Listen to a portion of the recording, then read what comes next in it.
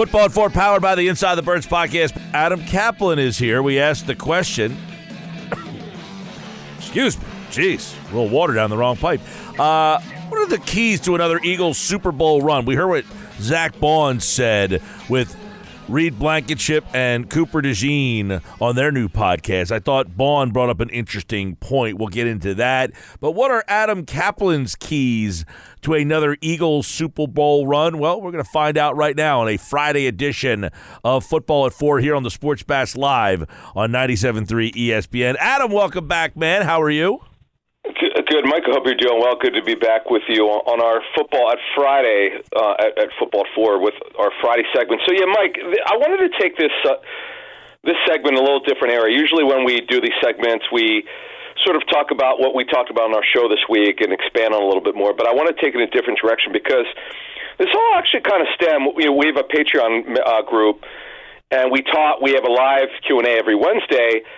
And I've said to that group, whoever of our group shows up, and we have a lot of people who show up, and they kind of rotate when they want to come, and they're available. So, but I've told them consistently, hey, look, this team can make another run.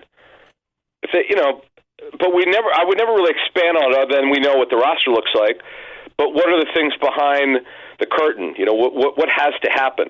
Not just we know what the roster looks like, but what else has to happen? That's kind of the subject of our segment today.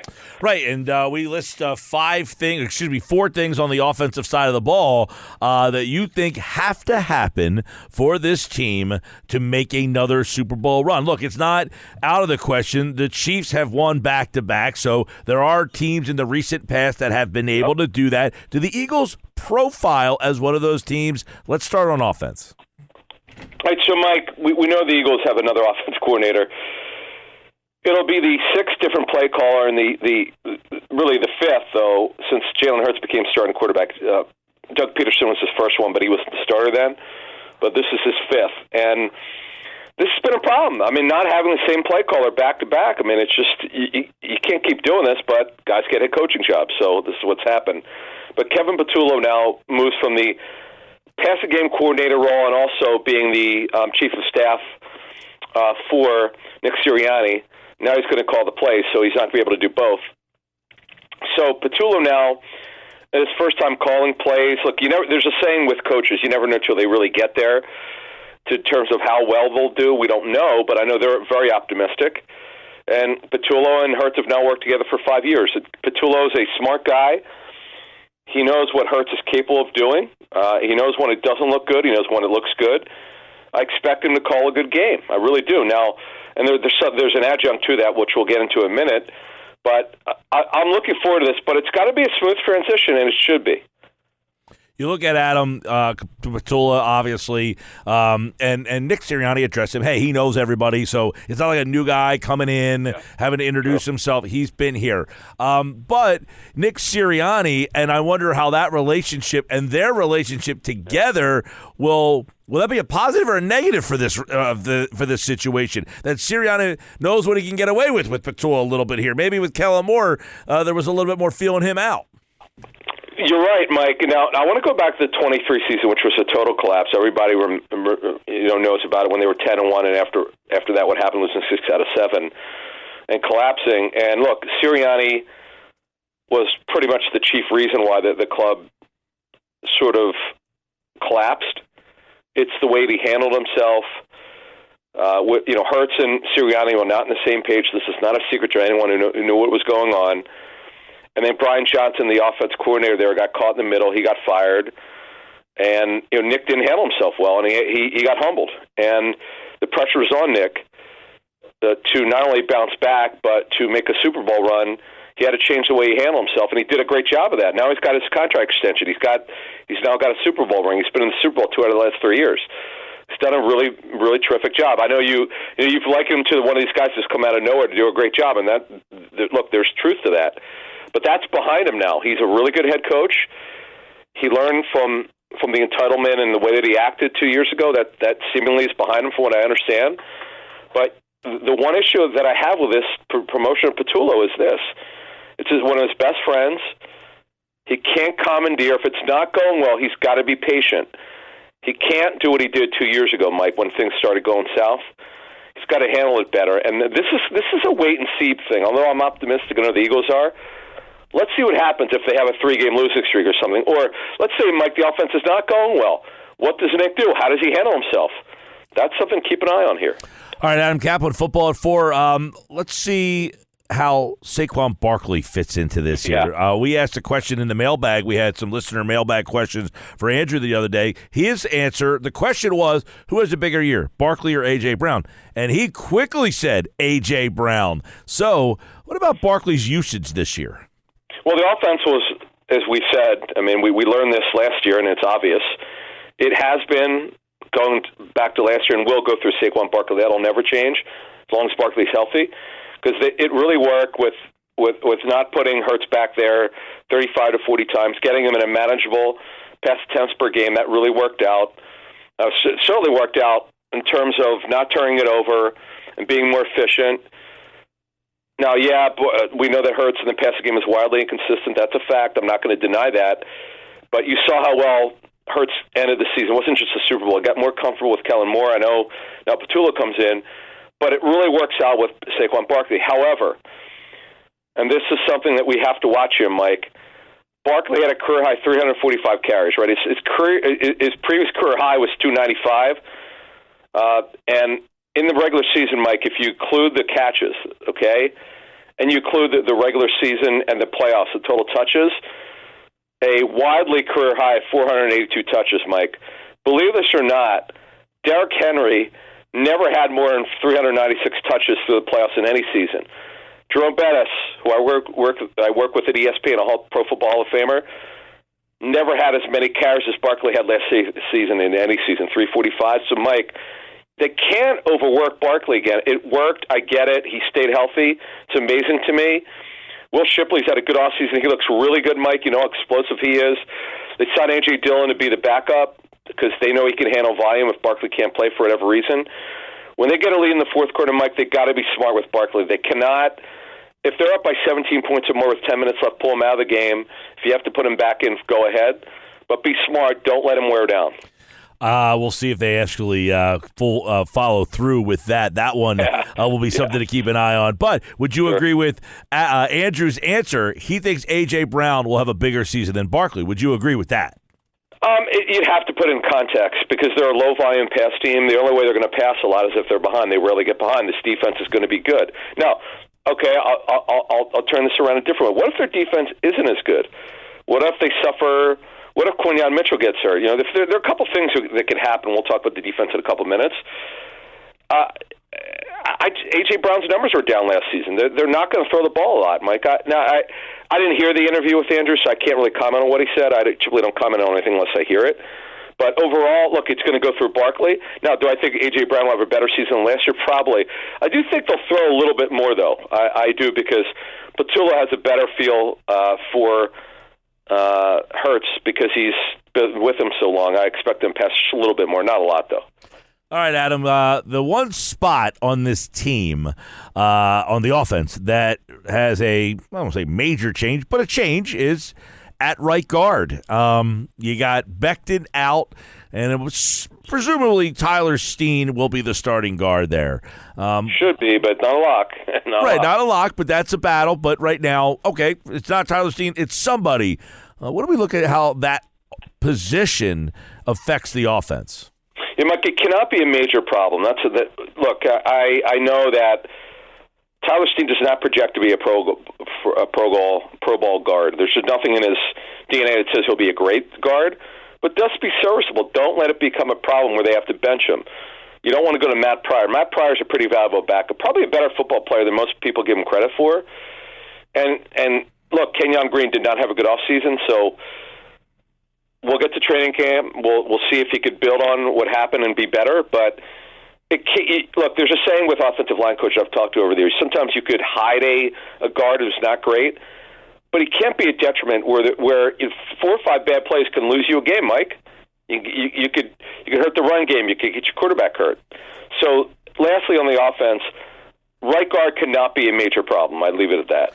All right, obviously that will be a battle at training camp, by the way, that we will all be keeping an eye on. Who wins that right guard battle, Steen or other? We'll certainly have to handicap that one as it comes down. Now, defense, a lot of questions over here. They lost 4 starters. They lost Oren Burks, who was the starter in the Super Bowl. So many questions here, but what's the first key to another Eagles Super Bowl run defensively?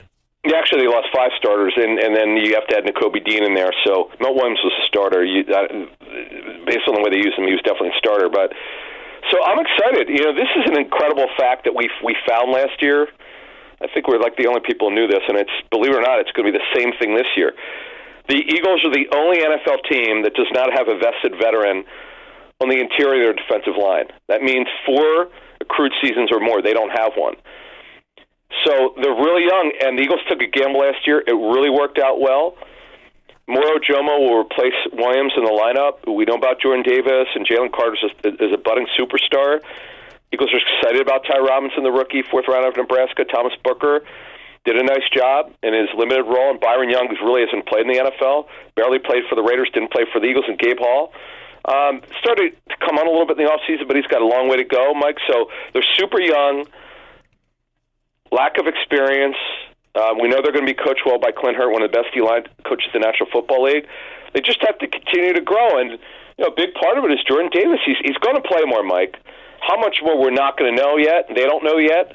But the expectation around the team is he's going to play more than he did in previous seasons. All right. Obviously, yes, the one guy they lost, Milton Williams, who got a lot of snaps for them. Who develops and takes those snaps? How do they get dispersed between the group that's left over? You mentioned Dean. He started last year. They lost him. Burks then stepped in. They've lost him too. So what about this inside linebacker group must be a key for this defense to improve? And Mike, first of all, the latest position on the football team is at inside backer, okay? They don't use outside linebackers or Vic Fangio's defense. They're either inside or they're edge rushers. So right now they only have 5 on the roster, okay? Dean will start the training camp on active PUP. He can come off at any time. And then if he's not ready at the start of the regular season, which is very realistic, he'll go on reserve PUP, which means he misses 4 games. Right now it's going to be Bond and Trotter Jr., okay? Jihad Campbell, they don't know exactly when he's going to be back. They know a ballpark sometime in August. We'll see when. Smile Monin, they're excited about, and Dallas Gannon, Lance Dixon. Monin's a guy that might be able to challenge Trotter Jr. Right now, the season started today. He definitely will be starting. But let's see what happens yet. We're not going to hand Trotter Jr. the job yet, but they're excited about him. Ringerstad's number 54, by the way. But other than Zach Bond, who came out of nowhere to be the best inside backer, actually best off-the-ball linebacker in football last season, it's a lot of question marks, Mike, and I'm a little bit concerned. It's not just a lack of experience. It's just overall the lack of quality depth. Guys who've been there, done it before. We know they'll be coached great by Bobby King, who's terrific. The secret sauce of this football team is how great their coaching staff is, Mike. We don't talk about it enough. And we don't know about Jihad Campbell. We know he's going to start off at inside backer, but he's going to be taking mental reps to start training camp. So they have so many questions, Mike, at that position. And now the other thing is, before we move on, could Zach Bond even come close to what he did last season? I don't know, Mike. I don't have the answer to that. I know a lot of people have asked me that. That's hard to answer because the bar was the best in football off the ball. That's impossible to believe that, but it happened. I think that's a very fair question, but Bond said something I want you to listen to on the new Exciting Mike's podcast with Blankenship and DeJean, and I think it's very astute by Zach Bond. Adam, here's what he said. And I think we have a lot to do as a defense, too. Oh, yeah. Like, to think that was all of our first year in that scheme. Yeah, 100%. Yeah, that's crazy. Actually. Like, what are we going to do next year? Like, I know. Already, I feel like we're miles ahead of where we were last year at this time. No, we're miles ahead, which is a good thing. Yeah. We're having these high-level conversations in OTAs. You know, we haven't really been thrown in the fire. We're not even, like, planning for who we're, like, our offense. Like, So a lot of what-ifs that could help us which in is the future. good. So all 3 of them kind of acknowledging that they're way ahead of the learning curve from where they were a year ago. Well, I mean, look, for DeJean, yes, because remember, he was so limited in their offseason, and he didn't play till that Bengals game. In the regular season, so yeah, sure. The issue is really a depth issue, right? Yeah, and Baugh now is in the second year of this defense. His second year as an inside backer. It's just kind of comical how this has happened. It's really, Mike, when you become a Super Bowl team, it's not just the talent of the players. It's things that happen that you can't compute, that you didn't expect. No bigger story. I would say Baugh was one, and Becton 1A. Becton was another one to play guard first time in his life, and he becomes a serviceable player. Pretty amazing. So inside backer right now, Mike, it's just I'd say this much. So what has to happen? Those guys said it well. It was a good sound clip. They got to take their game to the next level. That there's no question about it. At inside backer and just overall in the defense because they're so young. Yeah, and I think you're concerned. Hey, can Baugh do this again? Is certainly a fair question. Probably though, Mike. Real quick, probably. Why? If he's healthy, smart, instinctive, length. Could rush the passer. That's another thing. I wonder if they'll let him rush the passer a little bit more. He's been an add-in defender against the run on a five-man front, but yeah, I'm excited to see him. Yes, no doubt about it. All right, they lost Josh Sweat, right? And how do they replace him? Who steps up? That's got to be a big question. And Brandon Graham. By the way, real quick, we interviewed Brandon Graham this week. Jeff and I, great interview. You can find on any platform. Wait to hear what he has to say about Moro Ojomo, who's going to be a first-time starter. He takes Milt Williams' spot on their front. And we talked to Dallas Goedert this coming week, and then we got another surprise for you. And check us out, everything there at Inside the Birds. But, Mike, when you look at this edge group, Graham retires, right? And then you've got Josh Sweat leaving, and now, they're a little bit late there. Could they use one more guy? Probably so. Someone's got to exceed expectations. Jeff made a really good point. Every year, pretty much, when the Eagles have been good, someone becomes like their top edge rusher. Some guy like turns out to be a pretty good edge rusher, right? Well, Nolan Smith, after a very rough start, really improved. Is he an elite edge rusher? No, he probably never will be. Could he be better than average or good? Yes, he's capable of doing that. He's coming off the surgery, but he should be ready very soon. He got limited work in their offseason. Jalen Hunt, this kid's upside is ridiculous, but he's raw. He's still learning. He's only been playing edge about 3 years, 3.5 years maybe. Former safety, as you know, from Ivy League school. So you worry about that, Mike. So now Azeez Ojulari, he actually could, Mike, he could wind up being their Brandon Graham, and that to me.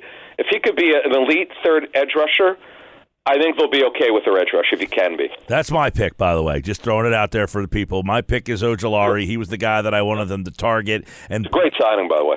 I think that was a shrewd pick up by Howie Roseman. All right. You look at Keys. Last year, you brought Mitchell in. He replaced Bradbury, who was very poor the year before. So who replaces Slay, I guess, is another big question. Yeah, and Mike, it won't take long. We'll know in training camp what it looks like between Ringo and Jackson. Ringo has everything you want. We've outlined now for 3 years the stiffness, though. I mean, he's got great length. He's super fast in a straight line. 4.33 at the combine, which is crazy at corner.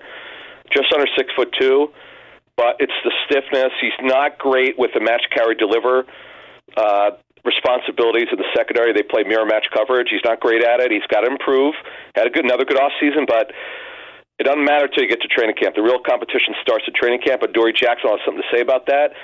This cannot be a problem, Mike. If teams start picking on whoever starts there at left corner, that is a problem. So this is one we're going to watch at training camp. We'll see what happens. All right, number 5 on the list of how the Eagles can go back-to-back here. You take a look at what's a key to another Super Bowl run.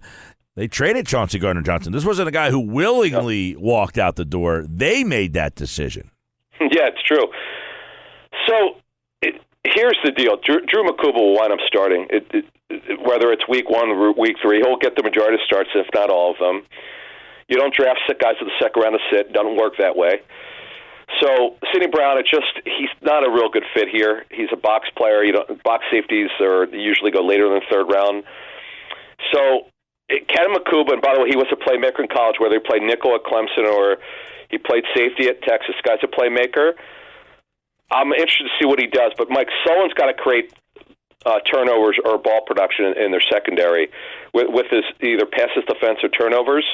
Makuba's got to be that guy, Mike, going forward. All right, those are some of the keys for another Super Bowl run. And, of course, the OTAs now in the books. Now they can hang out at the beach for a little while here. They can do whatever they want. This is the time of the year, the only time of the year, Adam, where the football front offices get a little worried. They don't want to hear anybody get in the police blotter, right? Yeah, and I know Andrew Brandt, who's a friend, has talked about that. We won't talk about what happened with Najee Davenport, but you can look it up on the internet and laugh. That's all I'm going to say. All right. Adam Caplan, of course, the Inside the Birds podcast. Get everything over at Inside the Birds. It's available on all podcasting platforms and every day at 4 o'clock right here on Football at 4 on the Sports Bass Live on 97.3 ESPN. All right, Adam, enjoy the weekend. You too, thanks. All right, there you go. Adam Caplan, everybody here on the Sports Bass